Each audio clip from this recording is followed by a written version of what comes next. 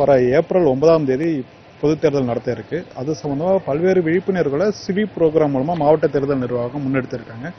So புதுவையில் மொத்த வாக்காளர்கள் எண்ணிக்கை 7,90,000 இருக்கு.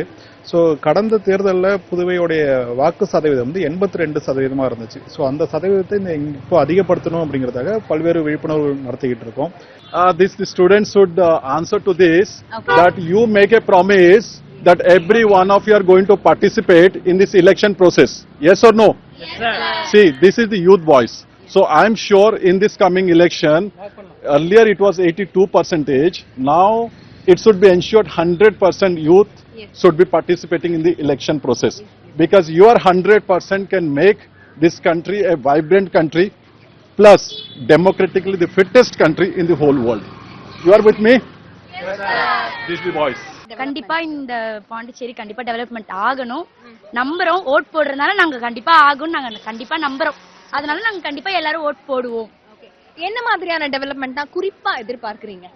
நான் பர்சனலா எதிர்பார்க்கறது என்னன்னா ஐடி செக்டர் ஃபீல்ட்ஸ் எதுவுமே இங்க பாண்டிச்சேரியில இல்ல.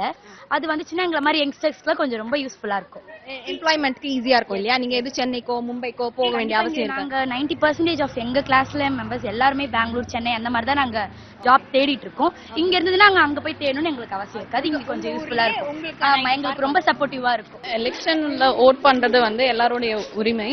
ஸோ அதை நம்ம ப்ராப்பரா யூட்டிலைஸ் பண்ணோம்னா நம்ம வந்து ஒரு நல்ல ரெப்ரசன்டேட்டிவா நமக்காக தேர்ந்தெடுக்கலாம். இதனால பெனிஃபிட் அடைய போறது நம்ம எல்லாரும் தான். ஸோ ஃபில் பண்ண வேண்டிய நிறைய விஷயங்கள் இருக்கு. ஸோ அதெல்லாம் ப்ராப்பரா நடக்கணும்னா கண்டிப்பா நம்ம எல்லாருமே ஓட் பண்ணி நமக்கான நல்ல லீடர்ஸை நம்ம செலக்ட் பண்ணணும்.